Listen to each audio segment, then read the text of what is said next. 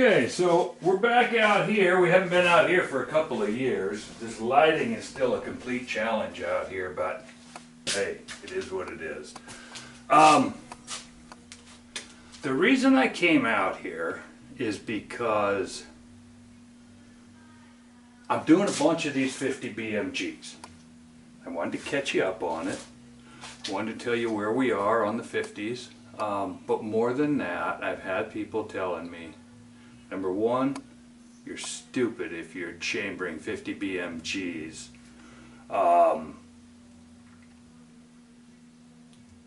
By hand, freehand. Number two, there's people telling me I'm just a lying sack. Nobody would hold on to a 50 BMG reamer. And so I figured I'd show you what I do. Yes, I really do. Safety is number one. So I'm going to show you that this is actually a very safe method of chambering. And although I've showed you before how I chamber using a driving plate, so that when the reamer tries to flex, the plate brings it back to center. It's called a pusher assembly and allows me to make chambers that are identical. With the 50 BMG, there's a bunch of problems. Number one, reamers are out forever and ever and ever. If I order one, this thing came up and I just decided to go to work. So I got a hold of my buddy Dave Kiff down at PTG. He had one that had the proper neck size, but it's a minimum semi-spec reamer, which means it's total crap to me. But it'll work to put the big hole in. And then I'm going to show you how I take that big hole and I widen it out to fat butt it my way. But we'll get into that in just a minute. First I'm going to catch you up a little bit. The screen door. Whoa, I forget that these things don't have a bolt stop. I just dropped a bolt right smack on the floor and put a nick in the back of it. Unbelievable.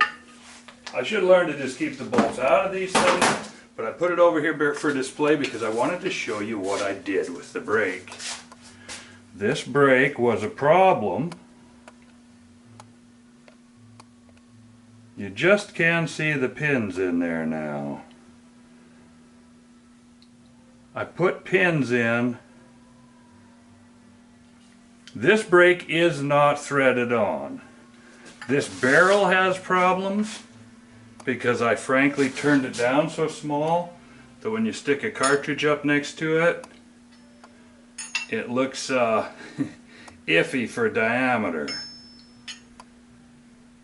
Because that cartridge extends clear up into there. It works. I've fired it. I've even proof fired it. I've run this thing up to 80,000 psi, more like 95,000 psi. And so far, it's fine. But that aside, I wanted to show you that what I did was, this barrel has a fat area on the end, so I clamped it on, I glued it, and I drilled holes through, and then I machined them back off so you can barely see them. But there are pins running through this block, never getting down smaller than this diameter, just to be careful. This diameter is about the edge of the pins that I put in, but now this brake cannot blow off. Because I find out that yes, brakes can blow off. That's one of my 12L14 first prototype brakes, because that happens to be a chrome moly barrel. I did get in some cut down barrels. These are from an Accuracy International project that somebody had. These are Bartline stainless steel. So I had to go out and buy myself a chunk of stainless. That's too, let's not talk about the price, but let's just say that's an expensive series of brakes right there. But it's what you got to do for something like this. I figure if I'm putting on a stainless barrel, I'm going to go ahead and put on a stainless brake so that I can leave it shiny, letter it up. That's all beside the point. That's kind of just, I wanted to show you that I did pin the brake on, because in an earlier, I don't know if I even show it in an episode, but I was trying, under a static load, these slip fits will hold big time. Literally, I use the analogy that you could slip fit together and hang a bulldozer off the thing, and I believe that to be true. But you add vibration, the pulse of expansion and the tremendous flapping that goes on there. I was firing one out here with, I'll admit that I only had the screws tightened down moderately tight, not cinched, and it was not glued. I'm testing at this point, but I broke my recoil sled because like the fourth shot, and I was checking, it wasn't working off, but something was working in there because the fourth shot, it blew down range, not very far, but it came off. Would have hurt the person behind it. So, safety number one, muzzle brakes on a gun this size, and especially at this weight factor, because for every action there's an equal and opposite reaction. If you're pushing a big bullet, it's going to push you back really hard. So just understand, there's no mystery here. Newton came up with this stuff a long time ago, and flawed or not, it's a simple fact that the laws of motion still govern the world around us. So, we do not want the brake coming off, so they must be threaded or pinned. This one I decided to pin. So, with the safety rant out of the way, I'm going to go ahead and show yous. I try to come up here and come down. I'm going to actually do a chambering run here.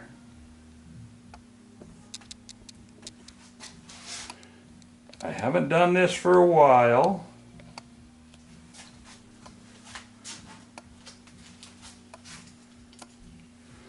As I said, safety is number one here. You've all seen me put my hand and wonder why I do it. Well, it's to focus on the hairs of my arm so that hopefully I can get something that's useful. Now this is one place on the lathe where I have chosen to wear a glove. Goofy as that seems, I'm the guy that says, never, ever clothing or gloves around the lathe. And that is absolute simple truth. But in this case, I'm wearing a glove, and I'll show you why. I take this big 50 BMG reamer, and with an appropriately sized bush on the end of it, this is critical. I've got this barrel blown out. I blow it out from the other end. I blow it out from this end. Make sure it's scrupulously clean. I dip my reamer in my monkey blood here. I lay it flat so it doesn't drip all over the place, and I bring it up and I slide it in to bear. Now I have to pull it back out to turn it down because I refuse to reverse a reamer. Now what we have here is a vice grip with aluminum in the jaws, taped on. This is an aluminum stick which will bend out of the way pretty easily, but I can ride my thumb against it, alright? This vice grip goes down and bears on the way of the lathe. Breaking my rule here, I'm shaking that around, but it's not buried, so I can, still don't like it, and I'm going to go ahead and bury it. This is my first backup. If my hand gives out, or if something hangs up, or if it breaks, this goes down and drops to the lays of the way, the ways of the lathe. It will not blow up.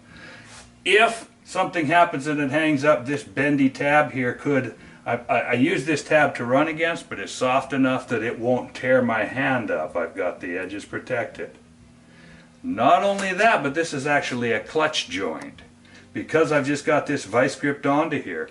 Now, unlike the methods that I used in the past with a pusher, I'm actually pushing this, driving this a different way. I'm going to run this up so that you can see the numbers up there. Okay, right up here, watch these numbers. I bring this tailstock in and I run it, see if I can get this. I'm actually driving this thing slightly differently. I'm going to go a little higher with this maybe. Nope, that doesn't work. Back it off a little maybe. I'm trying to get the numbers and the tailstock in at the same time.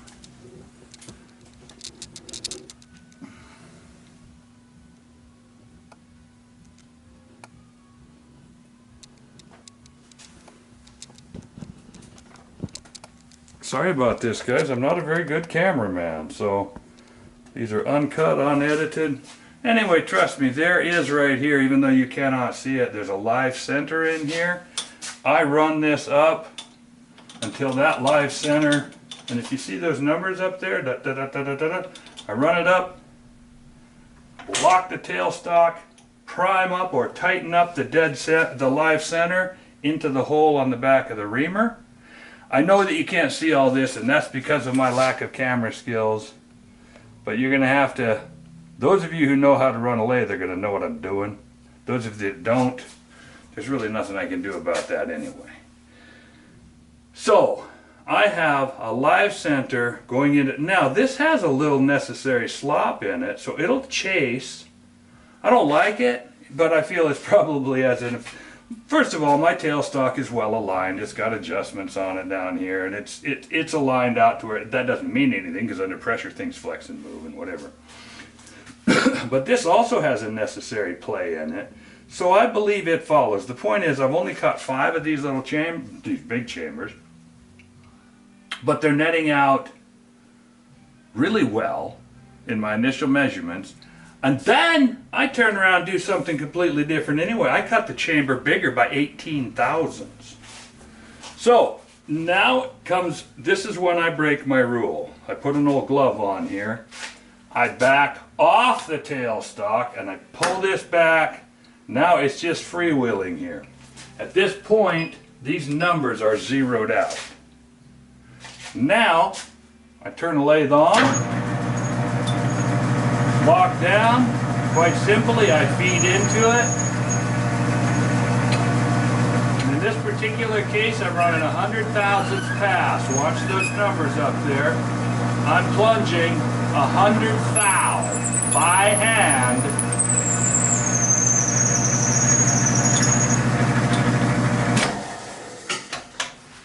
That was very simple, very easy. And you'll notice that the reamer is all loaded up. The flutes are all loaded. It's cutting like crazy. Now I take this over and I blow it out and I repeat the process. But I wanted to show you, I didn't do a 20 thousandths peck there. I advanced this big reamer 100 thou into that bore because in this particular case, I'm doing 50, I didn't, my pre-boring, so some issues ran up. I decided to go ahead and cut more than I normally pre-bore all the way up to the shoulder, and then I only cut 20 or 30 thou, you know, from start to finish. But in this case, I'm cutting, I've got to cut about 500 thou out of there. I'm a ½ inch short. So because of that, I'm taking these big 100 thou plunge cuts. And so I just wanted to show you that. I'm not going to waste your time with blowing this out and going through the whole thing, because I still have to do that a couple of times. Instead, I'm going to show you something else just added into this video, because this is a little bit fascinating here. This chamber, I've got to blow it out from both ends here. I am this.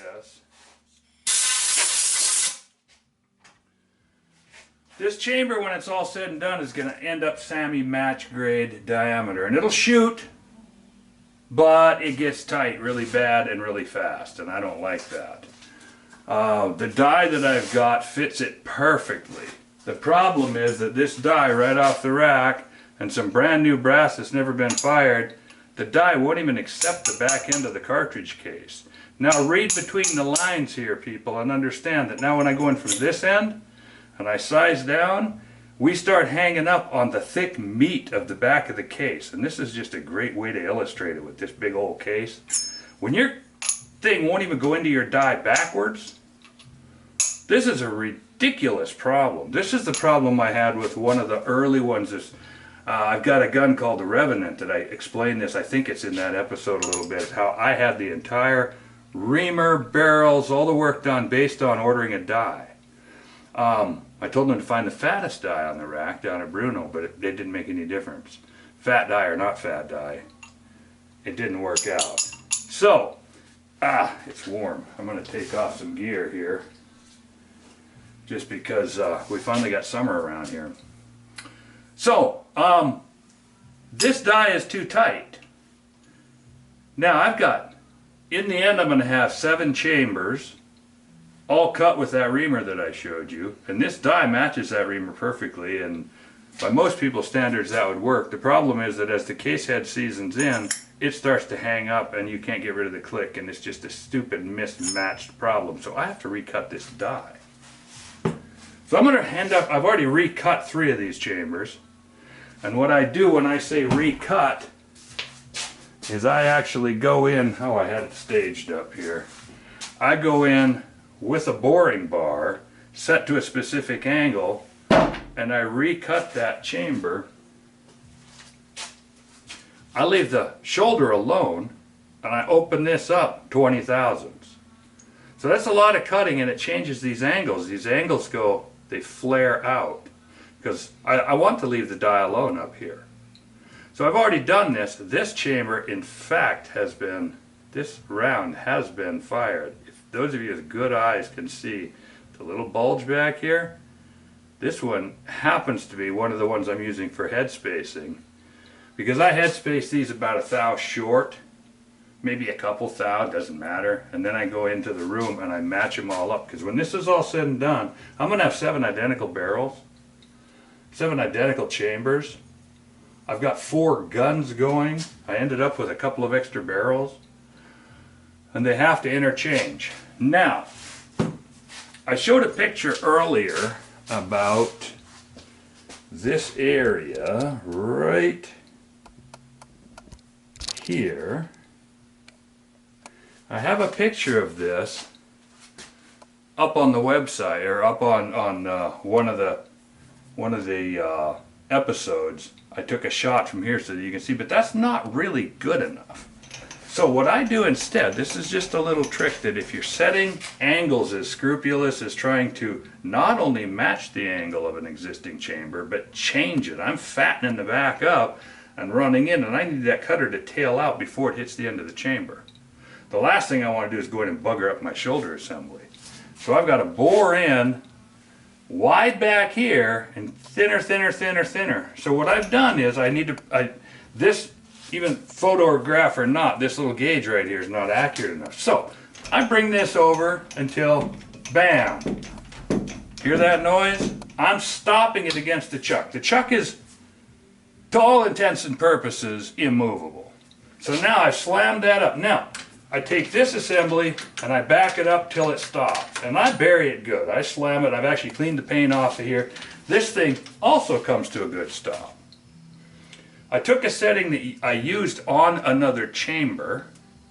I hope I can get this light to work down in here, because lighting out here is always a problem. You don't have to turn the lights way off.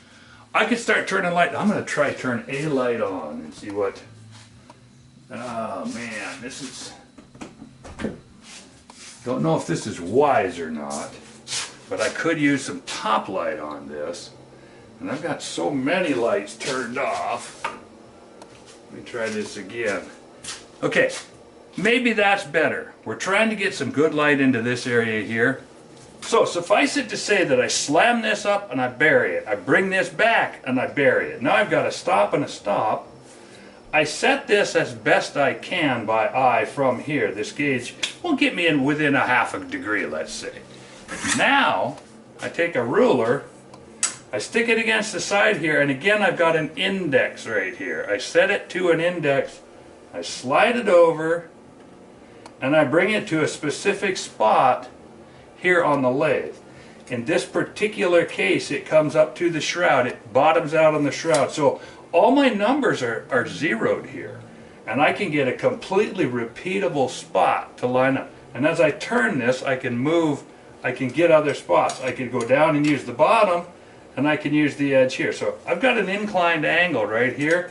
I can work up and down this and use that angle to my advantage, and hereby I can set something that, while it's not really machinist meticulous close, it's as close as we need to match dies.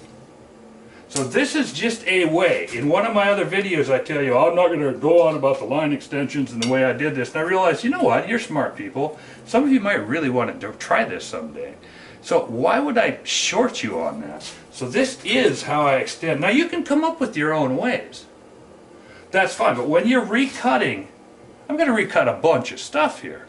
If I go to order to do it correctly, it's going to take months and months and months. And I don't want to do that. So, bottom line is, I'm cheating. And this is a lot of work. I'm reaming chambers and then hand cutting all of my chambers to new dimensions and trying to make them all match. And then I have to take the die and do the same thing to it, only make it about... The top I'm leaving alone, and the bottom end I want to make 2 thousandths smaller than my fired brass. So this is a way to meticulously hand make the fitment that's necessary. And frankly, it's kind of funny because this is a whole lot. The last time I did this was on a WSM project, and I didn't talk about it very much because number one, it was really hard to explain and illustrate, and number two, everything was icky picky sticky. I've done it on 6 PPCs, I've done it on BRs, I've done it in several cases on my old 47. I modified some dies, my 6x47 and my 6.5x47. I also made a die for a Creedmoor because again I couldn't order a custom one in the time that I wanted. Now I've ordered them and I have better ones, and that's all good. But the point is, I mentioned that I had been doing this, and this is another of those things that I've got machinists telling me, you're lying. They're like, there's no way you're actually hand cutting chambers without CNC equipment. I know people that hand cut all their chambers on CNCs. But I'm just telling you, all CNC stands for is computer numerically controlled. I taper barrels. I'll show you that assembly someday. I do a lot of things that are not CNC, but they're still kind of numerically mechanical. I do MNC, mechanically numerically controlled. So this is the mechanical setup I use to be able to establish a taper angle. And then I've got that thing set to length, and I've got some stuff written down. I can come back here because I have this, you can't see it again, but because I have, this is hyper important up here that you be able to read these numbers. Now I can verify, you can't even stinking read them, but anyway, those numbers change. I can zero out anywhere I want on the carriage. I can go back and find a spot. It's funny how this thing syncopates and shows all those wibbly wobblies, but at least I've shown you enough to make you recognize that, yeah, you just saw me run a 50 BMG reamer by hand. That alone is worth the price of this video, because that alone is something nobody else is doing that I know of.